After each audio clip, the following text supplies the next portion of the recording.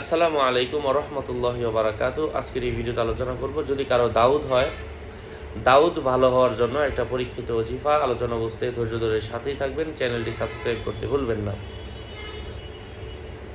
দাউদ ভালো হওয়ার জন্য আপনি সামান্য পরিমাণের কালো সুতা নেন, সামান্য পরিমাণের লাল সুতা নেন।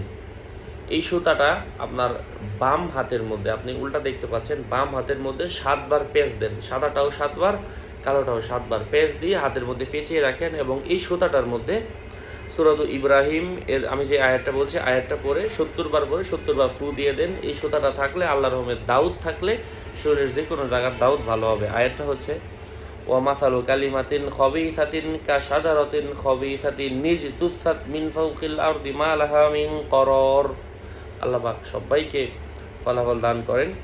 আমিও দোয়া করি, হে আল্লাহ, যারা আমলটা করবে সবার দোয়াকে আপনি কবুল করেন, আমিন। আসসালামু আলাইকুম।